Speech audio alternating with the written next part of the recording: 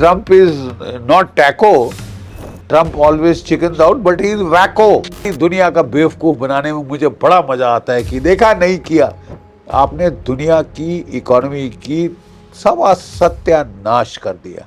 Non Epstein class को पेट में लात मारता। मुनीर जैसे आप मुल्ला नहीं बन सकते, जिहादी बनाने वो तो मुल्ला बन गया, अब आप पादरी बन रहे हो। नाटो ने कहा हम आपके बिल्कुल, आप कह रहे हो कागजी शेर है, चले जाओ, लेकिन फिर भी यूएस उनके बेसिस पे इस्तेमाल कर रहा है।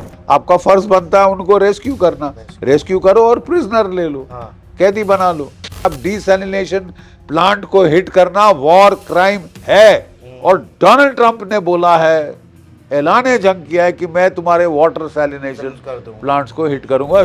168 छोटी लड़कियां मार डाली हैं आपने, उसके बाद 20 बच्चे और मारे हैं, तो बच्चों से आपको क्या है? मर्डर करे जा रहे हैं कमांडर पे कमांडर, ठीक है। वो कहते हैं साहब जब तक हमारा आखिरी सिपाही है हम लड़ेंगे, तब तक लड़ेंगे, आखिरी सांस तक लड़ेंगे। रूस का तेल तुम बंद करो, ईरान का तेल तुम बंद करो, गल्फ का ऑयल आप सड़वा दो, जलवा दो। हमको पहले अपना सोचना है, अपने देश का हित देखना है। आप भारत की इकोनॉमी को हमारे पेट में लात मारनी शुरू कर दी है, जो कि ठीक नहीं है। 90% जब आपकी एनर्जी इंपोर्ट हो रही है सारा, तो आप कहां से ये कह सकते हैं, इतना बड़ा क्लेम बना सकते हैं? ये कहना कि उन्होंने घुटने टेक दिए हैं सरासर झूठ है, झूठ। और फरेब से आप ज्यादा देर चल नहीं सकते। अमेरिका, ईरान और इजराइल युद्ध का 1 महीने से ऊपर का समय बीत चुका है। लगातार हर दिन बहुत बड़ा बदलाव इस पूरी कूटनीति में देखा जा रहा है। पूरी वैश्विक स्थितियां बदली हुई हैं। जीडी बख्शी सर, जिस दिन से ये वॉर हुआ उस दिन से इस देश के अंदर हर व्यक्ति जीडी सर को सुन रहा है, इनके एनालिसिस को देख रहा है, और टेलीविज़न और डिफरेंट चैनल्स के माध्यम से सर लगातार एक रियलिटी आपके सामने रख रहे हैं, जो पूरे देश की जनता उनको सुन रही है, पसंद कर रही है। आज पूरे बदलते हुए परिदृश्य में फिर से एक बार जीडी बख्शी सर के साथ यहाँ पर हम हाजिर हुए हैं। और सर, मेरा पहला सवाल है कि 1 महीने से ज़्यादा का ये वक्त बीत चुका है और हर दिन कुछ ना कुछ बहुत चेंजेस इसमें होते जा रहे हैं। लेटेस्ट में सर ये है कि अब अमेरिका कह तो रहा है कि हम पीछे हटेंगे, अब बार बार कहता है कि हम युद्ध करेंगे, फिर मतलब अजीब सी स्थिति बनी हुई है। इसको जरा साफ करिए कि किस स्ट्रेटजी, किस माइंड गेम से ट्रम्प चल रहे हैं दरअसल।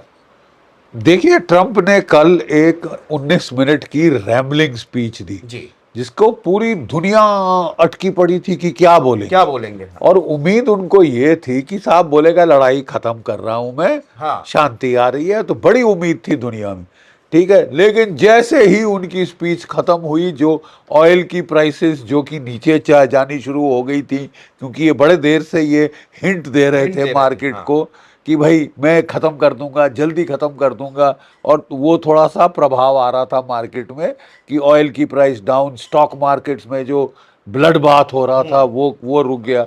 जैसे ही इनकी पागल सी स्पीच ख़त्म हुई तो तेल की कीमतें कल जो कि $100 के नीचे पहुंच गई थी, $112 प्रति बैरल पहुंच गई थी कल, जैसे ही स्पीच खत्म हुई।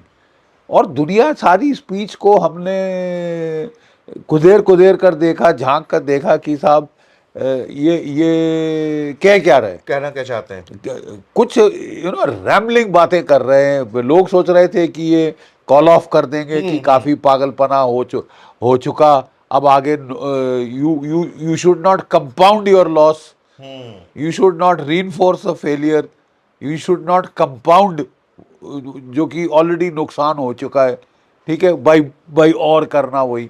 बट लगता है कि ये टैको से डर गए और ये वैको हो गए हैं। एक बड़ी अच्छा इंटरेस्टिंग कमेंट पेपर्स में आया है, एक अमेरिकन महिला ने लिखा है कि Trump is not taco, Trump always chickens out, but he is wacko. Wacko American बोलते हैं जो पगला गया हो। और मेरे ख्याल बड़ा सही रिमार्क है, इट्स नॉट टैको, इट्स वैको। देखिए, न्यूक्लियर सिग्नलिंग जब होती थी कोल्ड वॉर के दौरान, first cold war, Cuba crisis के पहले, तो जो निकिटा क्रूश्चेव था उसने अपना जूता निकाल के बैंग किया था यूनाइटेड नेशंस में टेबल के ऊपर, ठीक है, जब वो स्पीच दे रहा था, जूता खोल के बैंग किया। ओह, तो मतलब वो क्या कहना चाहते हैं कि देखना यार, मेरे को पंगा मत लेना, पंगा मत लेना। नहीं तो मैं कुछ भी कर सकता हूँ। न्यूक्लियर की के कॉन्टेक्स्ट में ये सिग्नलिंग बोलते थे, इसको बोलते थे कैलकुलेटेड इरेशनैलिटी। लेकिन डोनाल्ड ट्रंप आज जो कर रहे हैं वो है कैलकुलेटेड इनसैनिटी। उनको बड़ा मजा आता है कि कोई मेरे को प्रिडिक्ट नहीं कर सकता। सारी दुनिया का बेवकूफ बनाने में मुझे बड़ा मजा आता है कि देखा, नहीं किया, तुम सोच रहे थे कर दूंगा, नहीं किया, नहीं किया। मतलब जो भी जनता सोच रही होती है उसके विपरीत वो करना चाहते हैं अपनी अनप्रेडिक्टेबिलिटी बनाने के लिए। अब साहब, अनप्रेडिक्टेबिलिटी तो गई भाड़ में। आपने दुनिया की इकोनॉमी की सब सत्यानाश कर दिया, शामिल अपनी इकोनॉमी। जो तेल अमेरिका में $2 प्रति बैरल पे बिक रहा था लड़ाई के पहले, आज के दिन $4 पे से आगे आ गया है और 5 पे जा रहा है, 6 पे जा रहा है। ऐसी लड़ाई महीनों चलती रही, 7-8 पे आएगा। Double triple. वो ये भूल गए कि साहब, जब global oil prices rise, America में भी ऑयल प्राइस राइज होता है, जो कि अमेरिका की middle class, lower class, non Epstein class को पेट में लात मारता है। और मिड टर्म इलेक्शन के दौरान पेट में लात मारना अमेरिकी जनता के, आवाम के, आपको काफ़ी महंगा पड़ सकता है। देखिए, ये ऑपरेशन फेल हो रहा है। पहला साइन फेल्ड ऑपरेशन का क्या है? स्केप गोट्स ढूंढो कि किसी को, कितनों, कुछ लोगों को सैक करो, चेक करो। और सैकिंग शुरू हो गई है हाँ, साहब। शैकिंग बड़े बड़े जोर शोर से शुरू हो गई है। और तो कहा तो जा रहा है कि ये तो साहब टिप ऑफ द आइसबर्ग है। देखिए, आज इन्होंने जो है, पीट हेग्सेथ ने, जो chief of the army staff था, जनरल रैंडी जॉर्ज, उसको सैक कर दिया है। जनरल डेविड हॉडने, ये आर्मी रेंजर से था, स्पेशल फोर्सेस से, और इनकी ट्रांसफॉर्मेशन एंड ट्रेनिंग कमांड को हेड कर रहा था। Major general William Green, head of army chaplain corps, ये जो पादरी होते हैं, बड़ा सिग्निफिकेंट है साहब। लोग सोचेंगे इसका क्या मतलब पड़ता है, लेकिन बड़ा सिग्निफिकेंट है। पीट हेग्सेथ आके तकरीबन वो रिलीजियस सरमन देने शुरू हो गए थे लड़ाई के फेवर में, ठीक है। तो मेरे ख्याल कहीं चैपलिन ने बोला होगा, साहब ये अमेरिका सेकुलर कंट्री है, पाकिस्तान मत बना दो इसको, कि पाकिस्तान मुनीर नहीं जैसे बना चिल्ला रहा है। सकते आप, जैसे हाँ, मुनीर जैसे आप अपनी मुल्ला पूरी नहीं बन फौज को, सकते। हाँ, जिहादी बनाने वो तो मुल्ला बन गया, अब वो आप बन गया। पादरी बन रहे हो, तो उसको सैक कर दिया सर, है। ये हेक्सेथ अपनी पूरी बॉडी में टैटूज कराए हुए हैं, और मैंने इनके बारे में पढ़ रहा था, बहुत कट्टरवाद, इतना अपने कट्टरवाद, और वही कट्टरवाद ये अमेरिकी फौज में लागू करने कई बार कोशिश कर चुके हैं। देखिए, मैं आपको एक चीज बता दूं, इन्होंने शरेआम सारे अमेरिकी जर्नलों को बुलाया, इतने खर्चे पे अपनी सारे छोड़ के आए वहाँ पे, 1 स्टार जनरल तक 4 स्टार से लेके इसने इकट्ठे कर लिए थे वहाँ पे अमेरिका में, ठीक है। और उनको भाषण दिया था और कह रहा था कि देयर आर नो रूल्स, लड़ाई में कोई कोई कानून नहीं, कोई कायदा नहीं, कोई कोई सिविलाइजेशनल ह्यूमेन बिहेवियर नहीं। जनीवा कन्वेंशन के मुताबिक अगर आपने एक पनडुब्बी से या किसी जहाज से दूसरे जहाज को डुबो दिया है, उसके सैनिक डूब रहे हैं, आपका फर्ज बनता है उनको रेस्क्यू करना। रेस्क्यू करो और प्रिजनर ले लो, हाँ। कैदी बना लो, बट आपका फर्ज है बाय द जनीवा कन्वेंशन, ठीक है। और ये कह रहे हैं there are no laws in war, मारो, कुत्तों की तरह मारो, मर्डर करो, कोई डूब रहा है उसके सर में गोली मार दो, उसको निकालने के बजाय, नहीं मारोगे तो मैं तुमको सॉर्ट आउट कर दूंगा। ये क्या बकवास है साहब। जहाँ तक मुझे मालूम है, अमेरिका का डिपार्टमेंट ऑफ डिफेंस की एक पूरा लॉ ऑफ वॉर पब्लिकेशन है, और उसका पैरा 17.9.2 मैं कोट कर रहा हूँ, ठीक है। वो कहता है कि objects indispensable for survival of civilian population, जैसा कि पानी, आप उसको नहीं हिट कर सकते। आप डिसैलिनेशन प्लांट को हिट करना वॉर क्राइम है। और डोनाल्ड ट्रंप ने बोला है, ऐलान जंग किया है कि मैं तुम्हारे वाटर सैलिनेशन प्लांट्स को हिट करूंगा, जो कि साहब वॉर क्राइम है। अभी तक हम सुन रहे थे बूछा बूछा बूछा, यूक्रेन में 42 लाश मिली, Putin is a war criminal, ये वो। अगर वो वॉर क्रिमिनल है तो आप तो उससे कहीं ज्यादा बड़े वॉर क्रिमिनल हो। 168 छोटी लड़कियां मार डाली हैं आपने, हाँ सर। उसके बाद 20 बच्चे और मारे हैं, तो बच्चों से आपको क्या है? I haven't understood this murdering children. You see, वो उनको मार के कौन सा तुम जीत किसी लोगे? भी आप हारोगे साहब अगर आप ऐसा करोगे। देखिए भारतीय सभ्यता में वो कहते हैं लड़ाई में एक धर्म होता है। धर्म का मतलब मजहब नहीं है, धर्म का मतलब राइटियसनेस, कि भाई सही चीज जो करता है पलड़ा उसका लड़ाई में भारी हो जाता है। और इनका पलड़ा देखिए, इतनी बड़ी पावर है, एक मिडिल टायर पावर को 35 दिन हो गए ये सॉर्ट आउट नहीं कर सके। बकवास जितना मर्जी कर लें, क्लेम जितने मर्जी कर लें, अपने मियाँ मुट्ठू बन रहा है, हम ही अपने हम मियाँ मिट्ठू बन बस रहे हैं कि भाई मैंने ये कर दिया, मैंने वो उड़ा कर दिया इस फाड़ दिया, सर हाँ। फाड़ दिया, सर तोड़ दिया, ये कर दिया, वो कर दिया, मर्डर करे जा रहे हैं कमांडर पे कमांडर। ठीक है, वो कहते हैं साहब जब तक हमारा आखिरी सिपाही है हम तब लड़ेंगे, तक लड़ेंगे, आखिरी सांस तक लड़ेंगे। आखिरी सांस तक लड़ेंगे, तुम्हारी ऐसी तैसी करें। ये कह रहे हैं उनकी सारी मिसाइल बर्बाद कर दी, सारा कुछ बर्बाद कर दिया, एयरफोर्स बर्बाद। एयरफोर्स तो थी ही नहीं, एयरफोर्स तो वियतनाम ईरा मतलब 1970 की दशक के पुराने घसीटे पिटे जहाज थे साहब, जिसके स्पेयर पार्ट नहीं मिलते आजकल, मैन्युफैक्चरिंग बंद हो गया है। फैंटम्स अमेरिकन, टॉम कैट जो कि शाह ने खरीदे थे अमेरिका से, उस वक्त वो लेटेस्ट थे 1970। आज वो पता नहीं 50 साल से ज़्यादा आउटडेट हो गए हैं साहब। ठीक है, तो हमने वो बर्बाद कर दी, हमने छोटी चुनटा सी नेवी थी वो बर्बाद कर दी। असली क्या है उसका लड़ने का आला? Ballistic missile, cruise missile, anti ship missile, drone, drones, killer drones. Killer drone, Shahid drone, जो कि रूस ने इस्तेमाल किए, इतने अच्छे थे। और रूस ने उनको उसमें ग्लोनास का लगाया जीपीएस के बदले, अमेरिकन जीपीएस के बदले ग्लोनास फिट किया, और उसमें इलेक्ट्रॉनिक जैमिंग के बरखिलाफ चीज़ें फिट करके इनको दे दी ईरान को। समझ रहे? गेरान 1, गेरान 2, मतलब अब ऐसे मिसाइल है जिनको अमेरिका जैम नहीं कर सकता, मार नहीं गिरा सकता, और वो पूरा पेनिट्रेट कर रहे हैं साहब। इसके जो भी मिसाइल फायर कर रहा है वो ऑलमोस्ट 80% पेनिट्रेट कर रहे हैं इसराइल के ऊपर, अमेरिका के जो बेसिस हैं गल्फ में उनके ऊपर। और कैसी मार मारी है साहब, एक वो सऊदी अरेबिया में बेस को हिट किया, एक एवैक E3A दो सेंट्री, टुकड़े में बट गया था इधर उधर, वो बिल्कुल उसकी आग लग गई फोटो दुनिया ने देखी। और जो KC-135 Boeing tanker, Boeing tanker 4 वहां पे बर्बाद कर दिए, 5 जहाज जल रहे थे, और सैटेलाइट फोटो दिखाई साहब, ये नहीं कि शरेआम क्लेम्स। अब कहा जा रहा है कि साहब इनके पास जो है ईरान को दे दिए हैं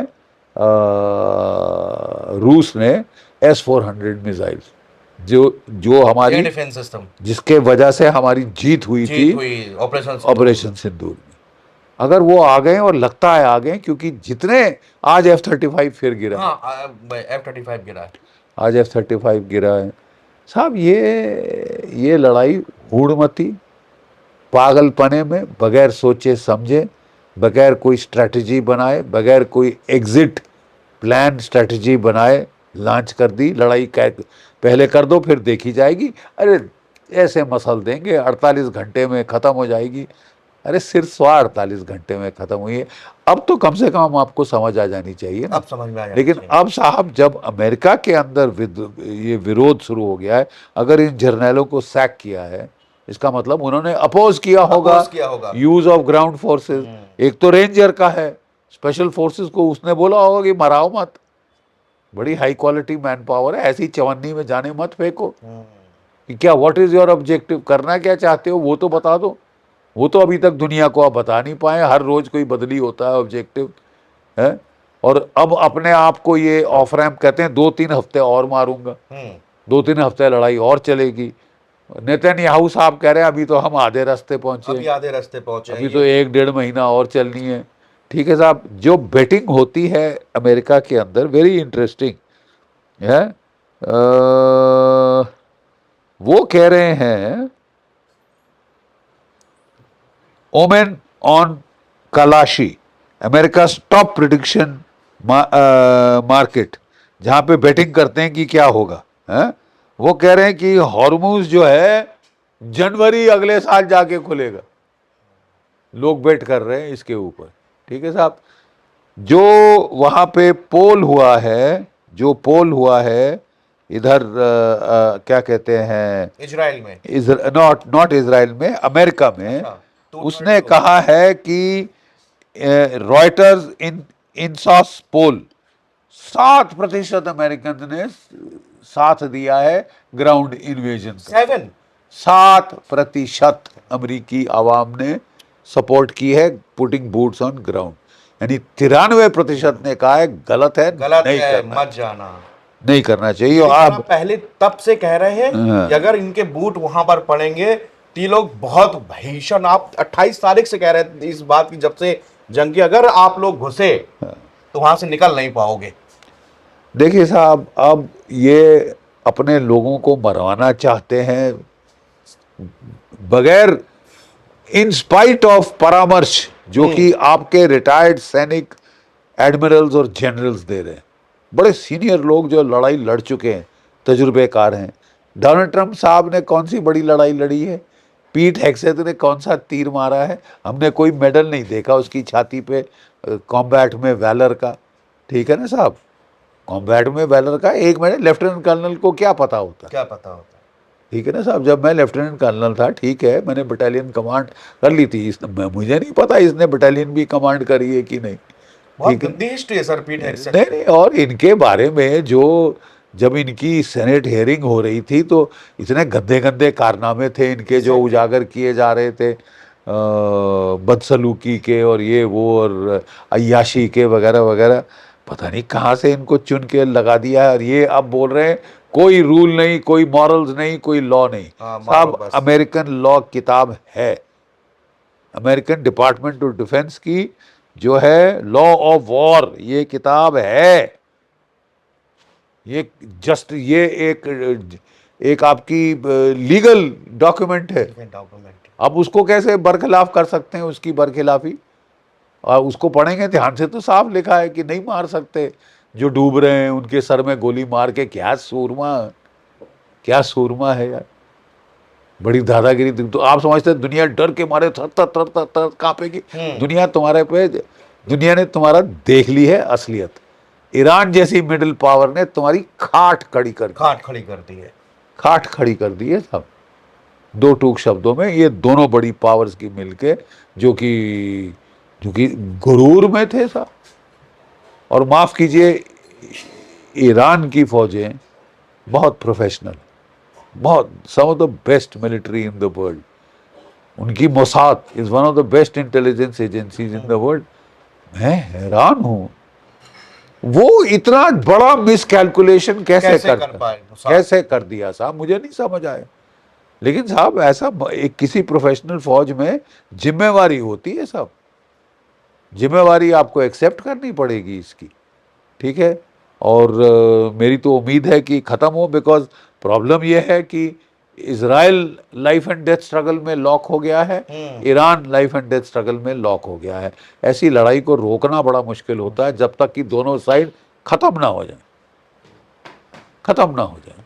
ठीक है, और अमेरिका तो शायद बीच में छोड़ के भाग लेगा कि वो कह रहा है कि स्टेट ऑफ हॉर्मुज मेरा जिम्मा नहीं है, तुम करो स्टेट ऑफ हॉर्मुज, हाँ, तुम देखो अपना, तुम खोलो जिसको चाहिए चाहिए वो तेल, अपना शिप वहां से जिसको तेल चाहिए वहां से वो स्टेट ऑफ हॉर्मुज खोल ले। आपने बंद क्यों करी? बंद क्यों करी? वैसे तो आपके बढ़िया हमला चल रहा करने था के सब। पहले वो खुली थी, खुली थी, हाँ। शरेआम तेल दुनिया ले रही पूरी थी। दुनिया से जा रहा। रूस का तेल तुम बंद करो, ईरान का तेल तुम बंद करो, गल्फ का ऑयल आप सड़वा दो, जलवा दो, लड़ाई कर करके वहां रिफाइनरी पे फूक गई, बंद पड़ गई। फूक गई वहां की रिफाइनरी। 5 साल आपको कतर से नेचुरल गैस नहीं मिलेगी, ओ, जहां से 45% भारत की नेचुरल गैस बताओ। आती थी। देखिए साहब, अब मैं ये कह रहा हूं कि अब चोट पड़ रही है भारत को।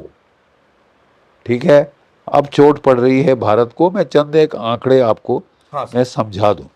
आपकी जो जीडीपी ग्रोथ थी वो 7 से 8% पे जा रही थी, fastest growing economy in the world. Goldman सैक्स और मूडीज ने अब जो लेटेस्ट ये जो ऑयल शॉक आई है, जो कि 73 की ऑयल शॉक 2022 की ऑयल शॉक दोनों को मिलाकर उससे बड़ी है।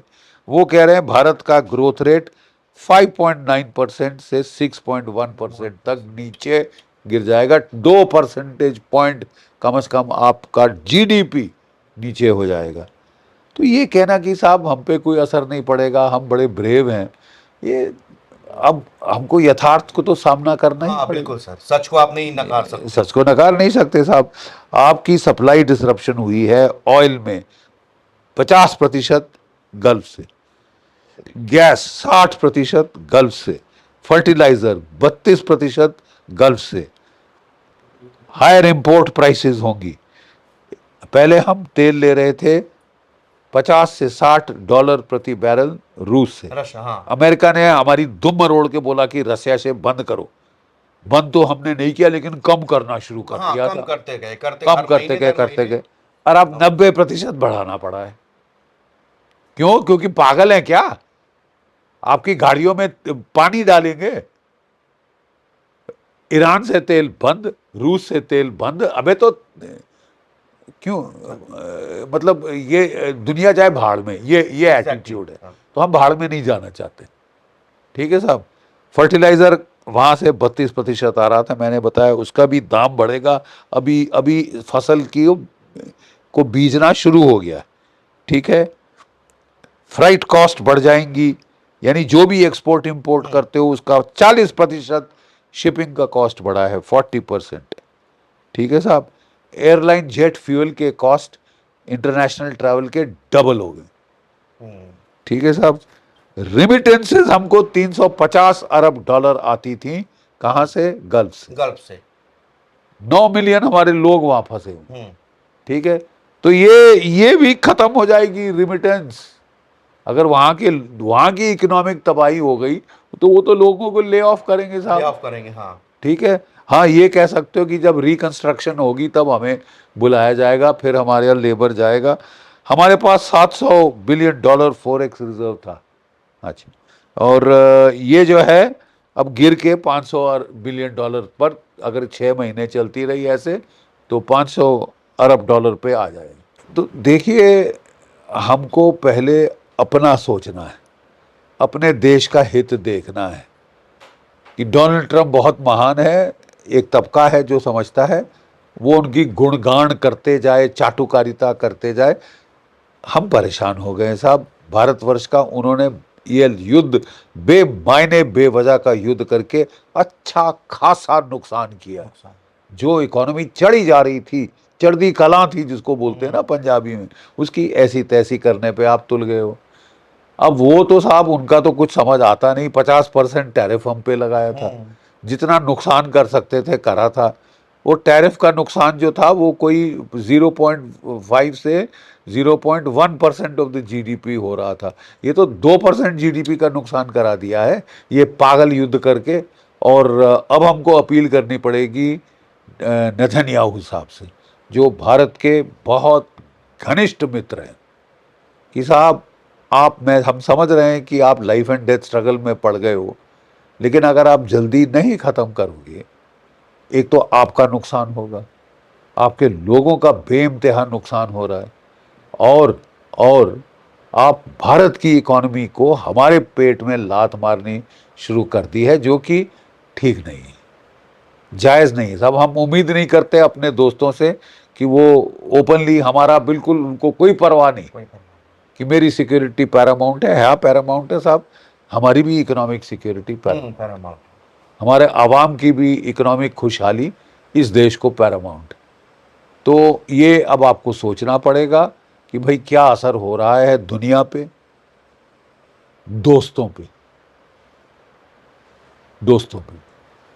सर भारत तटस्थ, ये स्थिति भाई सर मैं समझ नहीं पाता हूँ कभी कभी कि जैसे ये युद्ध केवल अमेरिका, इजराइल, ईरान तक है, या सर ये ईस्ट बनाम वेस्ट का कॉन्फ्लिक्ट लगने लगता है कभी, क्योंकि ब्रिटेन कहता है कि भाई हम आपको मदद नहीं करेंगे, नाटो ने कहा हम आपके बिल्कुल, आप कह रहे हो कागजी शेर है चले जाओ, लेकिन फिर भी यूएस उनके बेसिस को इस्तेमाल कर रहा है। सर नाटो और ब्रिटेन क्यों इस वॉर में इन्वॉल्व नहीं हुए, इसका मेन कारण, रीजन क्या था सर? इसलिए इन्वॉल्व नहीं हुए क्योंकि उन्होंने कहा आपने लड़ाई शुरू करने के पहले से हमसे पूछा, हमारा परामर्श लिया, हमारी हामी ली, बगैर पूछे आपने लड़ाई शुरू करी है जैसे हम कुछ है ही नहीं, ठीक है। और हमारा नुकसान सबसे ज़्यादा किया है।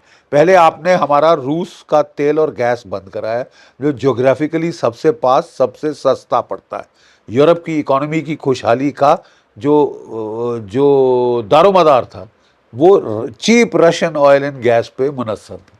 वो जो बाइडेन साहब ने गला घोंट दिया, बंद कर दिया, पाइप उड़ा दी, पाइपलाइन नॉर्ड स्ट्रीम उड़ा दी CIA ने, ठीक है, कि मतलब वहाँ से महरूम कर दिया। फिर बेचारे वो गल्फ से ले रहे थे, वो चाहते थे कि वो छोड़ के मेरे से 5 गुना ज़्यादा दाम पे लें। अब साहब इकोनॉमिक तिबाही तो आप 5 करके आप बोल रहे हो 5% अपने डिफेंस पे खर्चा करोगे, ठीक है। तो वो बेचारे ठीक है साहब 5% ज़्यादा महंगा तेल गैस मेरे से लोगे।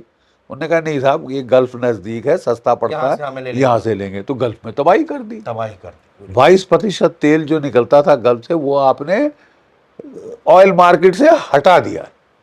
और 1-2 महीने के लिए नहीं, ये तो 6-7-8 महीने चलेगा साहब।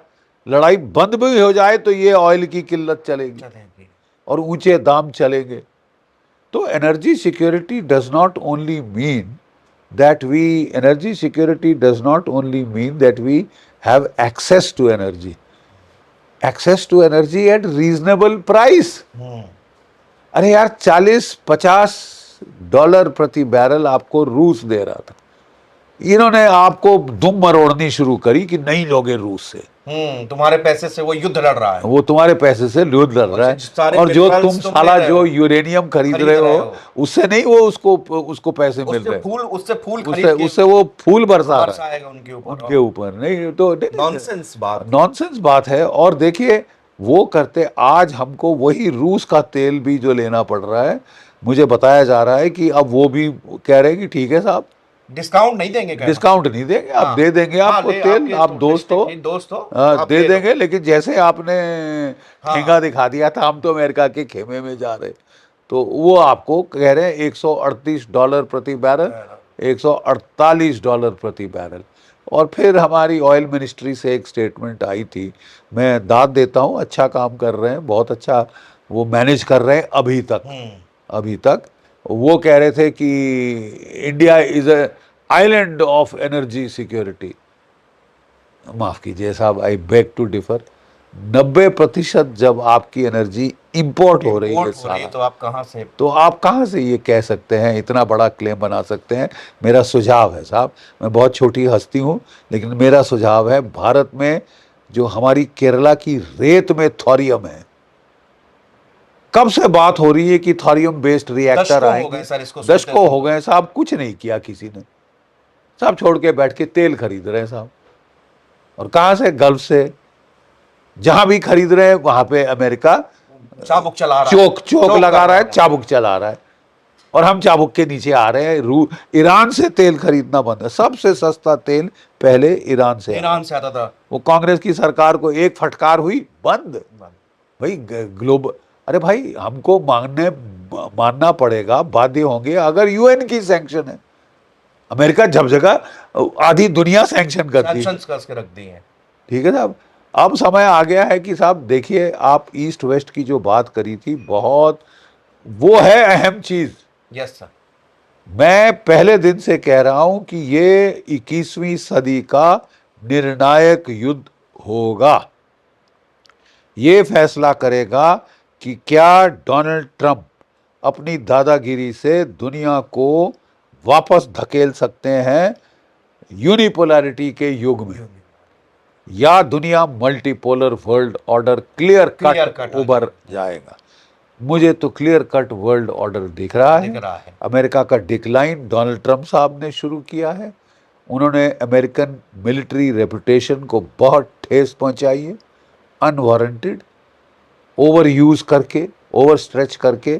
और अब वो एक एम्पायर इन डिक्लाइन है। जितना वो पेट्रो डॉलर को बचा रहे थे, उतना उन्होंने पेट्रो डॉलर को नुकसान कर दिया। और मेरा ख्याल अब मल्टीपोलैरिटी आना बिल्कुल आ गया है, उसे कोई रोक नहीं सकता। Let me go to that extent. Multipolarity को अब कोई ताकत रोक नहीं सकती, वो आ चुकी है। रशिया, चीन, नॉर्थ कोरिया ने मिलकर ईरान की मदद करी, मदद करे। हाँ, और ईरान उस मदद के बूते, अपनी हिम्मत शुजात के बूते, अमेरिका जैसी सुपर पावर, ईरान जैसी रीजनल सुपर पावर के बरखिलाफ बड़ी हिम्मत से खड़ा हुआ है। और दाद देनी पड़ेगी कि उन्होंने अच्छा खासा नुकसान पहुंचाया है इजराइल को, अमेरिका को, गल्फ के देशों को। खुद भी उसकी बहुत नुकसान और तबाही बहुत हुई नुकसान है, हुआ है। हाँ, बहुत नुकसान हुआ है, लेकिन उनमें बर्दाश्त का मादा बहुत है। ये कहना कि उन्होंने घुटने टेक दिए हैं सरासर झूठ है, झूठ। और फरेब से आप ज्यादा देर चल नहीं सकते। जो डोनाल्ड ट्रंप भी जितना मर्जी झूठ बोल ले, वो यथार्थ को बदल नहीं सकते। जय भारत, जय हिंद। बस सर ये लास्ट एक बार आपने जो ईस्ट वेस्ट का ये बताया सर, इस सच में ये हिंदुस्तान के लोगों को भी पता चलना चाहिए कि किस तरह से इस जंग को आप केवल 3 देशों तक ना देखें। अगर आपको ईस्ट बनाम वेस्ट करके देखोगे, और सर ने, जीडी सर ने जो एक्सप्लेन किया ना कि एक ये किस तरह एक मल्टीपोलर ये पूरे वर्ल्ड का, सर अगर इस स्थिति में ईरान इतना डट के नहीं खड़ा होता, शायद अमेरिका के आगे सरेंडर किया होता, तो सर ये तो पूरी दुनिया लेट जाती। ये तभी मैं पहले दिन से मैंने इसका विरोध किया। पहले दिन से मैंने जितना विरोध मैं कर सकता था मैंने किया। सर फर्स्ट डे से लिटरली, हाँ, फर्स्ट डे से मैंने कहा था कि नहीं भाई, ईरान लड़ जाएगा। हाँ, आपका मिस कैलकुलेशन है, मिस जजमेंट है, रॉन्ग एनालिसिस है, ठीक है। और रॉन्ग एनालिसिस से, यथार्थ से हटके आप अगर लड़ें तो आपकी निश्चय हार होगी, ठीक है। मैं पहले दिन से कह रहा था कि हमको ईरान का सपोर्ट देना चाहिए, इसलिए कि हमारी एक, क्योंकि वो एक तो हमारी उनसे दोस्ती थी। अफगानिस्तान का एक्सेस किसने दिया? ईरान ने दिया। सेंट्रल एशिया का एक्सेस कौन दे रहा था? ईरान दे रहा था। छाबहार पोर्ट किसने दिया था? ईरान दिया था। पाकिस्तान के खिलाफ मदद किसने की थी? ईरान ने की थी। अब ढूंढ ढूंढ के चुनना हाँ, कि छोटी इस छोटी सी दिन चीजें। खोमैनी ने ऐसे बोला था, ऐसा बोला था। कश्मीर का नाम हाँ। ले लिया। अरे उसने तुम्हारी रोकी थी ओआईसी में, आपकी जो रेजोल्यूशन आपके खिलाफ कश्मीर पे आ रही थी। क्या बात कर रहे हो यार? सर पढ़ाई की कमी, व्हाट्सएप कि पे पढ़ आप के, सिर्फ कह रहे हो हाँ, कि अमेरिका ने उसको दुश्मन बना दिया है। हम भी दुश्मन बनेंगे ईरान हम भी के, दुश्मन बने। हम भी चमचे हैं डोनाल्ड ट्रंप के। अबे तुम बनो चमचे यार, तुम क्या कर रहे हो? क्या आप उपनिवेश का काल वापस लाना चाहते हो? कॉलोनियलिज्म का युग वापस लाना चाहते हो? थर्ड वर्ल्ड कंट्री, अभी इतनी शान से भारतीय पासपोर्ट दिखा के घूमते हो, कल क्या आप एक गुलाम देश बनना गुलाम चाहते देश हो? बनना चाहते हो। तो you have to be very clear at what is at stake. What is at stake is the third world's izzat, sovereignty, equality as nations. All nations are equal. छोटा बड़ा आपके बाप की जागीर नहीं है दुनिया। जिसको मर्जी लात मारो। वेनेजुला को मारी, ईरान को मारी, क्यूबा को मारने की तैयारी कर रहे हैं, कनाडा को, ब्राजील को धमकाते हैं, ग्रीनलैंड को पकड़ ग्रीनलैंड, लेने की हाँ, वो धमकी दे रहे हैं। पैसे से खरीद लेकर इतना पैसा लो बिक जाओ। नहीं नहीं, वो तो हमले की बात कर रहे हैं ना साहब। हम तो नहीं दोगे पैसे हाँ, से तो हम ले लेंगे, हम ले लेंगे, क्योंकि हमको वहां की रेयर अर्थ चाहिए। तो कल भारत में भी रेयर अर्थ है, तो वो भी आपको चाहिए। म्यांमार में गदर कर रहे हैं कि भारत के थ्रू कर रहे हैं, गदर कर रहे हैं। अरे क्या बात है यार, म्यांमार में तख्ता पलटोगे ताकि रेयर अर्थ वहां की तुम पकड़ो, हमें क्यों नहीं मिले? हमारा पड़ोसी है, हमको भेजना चाहता है, हमें क्यों ना दे? नॉर्थ ईस्ट रीजन में भी सारे लोग अभी पकड़े गए, जो देखिए यूक्रेनियंस और अमेरिकन बिल्कुल जा रहे थे, और ड्रोन का उनका पूरा अरे साहब, ड्रोन वो कह रहे हैं कि नहीं हमारे खिलाफ नहीं कर रहे थे, वो कर रहे थे म्यांमार के खिलाफ। हाँ। लेकिन साहब ड्रोन तो हमने चलते देखे हैं मणिपुर में। हाँ, ड्रोन देखे थे हमने मणिपुर के अंदर। तो ये कहना कि वहां के जो इंसर्जेंट हैं वो यहाँ गफलत कर रहे हैं, हमको अटैक करना पड़ा था उनके ऊपर। पता नहीं साहब, मुझे नहीं समझ आया कि अमेरिका से ये मोहब्बत की वजह क्या है? उसने हाँ। किया क्या है? हमको भी समझा दो साहब, मैं मंद बुद्धि हूँ, मुझे समझा दीजिए कि अमेरिका ने क्या किया है सिवाय आपके लात पे लात मारने, kick you in the bloody teeth. हर किस्म से आपको उन्होंने जो है आपको नुकसान पहुंचाने की कोशिश सर की है। हमेशा से 47 के बाद अब तक सर इसका कभी ऐसा नहीं हुआ कि हिंदुस्तान के लिए नहीं, 30 साल का एक फेज था यार जिसमें हमने बड़ा जोर लगाया, अमेरिकन डिप्लोमेट्स ने बड़ा जोर लगाया, न्यूक्लियर डील हुई, ये सब हुआ। वो बोला साहब चीन के खिलाफ अगर लड़ना है तो भारत जरूरी। हम्म, अब ये कह रहे हैं जाए भाड़ में भारत। ये तो बोल दिया है कि हाँ। ये बुला के देख लो, क्वाड में चलिए। अब कॉर्ड कॉर्ड कॉर्ड करे जा रहे हो ना कि ज़्यादा जरूरी है, ब्रिक्स से ज़्यादा अच्छा है, और वो शंघाई एससीओ से ज़्यादा अच्छा है कि हम कॉर्ड में रहें। अमेरिका अमेरिका, हाँ। दादागिरी कर रहा है, दादा के साथ रहें। हम्म, अरे साहब घुटने मत टेको, ईरान से सीखो। उसने घुटने नहीं टेके। थर्ड वर्ल्ड की इज्जत ईरान ने रख ली।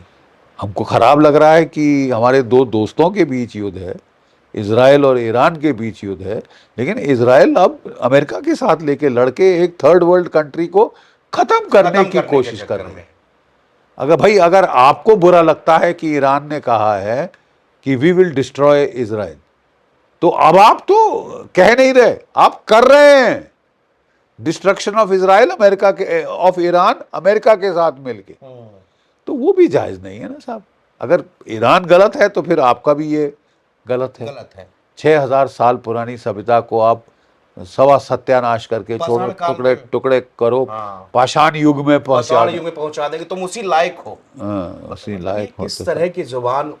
Thank you sir. Thank you, अब थैंक आप यू। रेस्ट करिए। हाँ। और लेकिन हम जीडी सर जितनी ये एनालिसिस है, और मैं आपको बताऊं कि इस उम्र के इस पड़ाव में भी इतनी सारी किताब, ये बुक्स, ढेरों अखबार, और उन सभी रिपोर्ट्स को पढ़ने के बाद ये जानकारी जो देते हैं, और इसीलिए कि पूरे देश और दुनिया उनको मोहब्बत करती है और कह रही है कि ईरान वाले मसले पे जीडी सर ने जो स्टैंड 28 तारीख को रखा था, वही स्टैंड है कि ईरान ने जिस तरह से जवाब दिया है, थर्ड वॉर ये कंट्रियां ये बचाई हैं, ये बहुत बड़ी बात है। अगर ईरान इस समय खड़ा नहीं होता तो इस पूरी दुनिया का डायग्राम चेंज हो गया होता। बहुत शुक्रिया। जय भारत, जय हिंद। जय हिंद।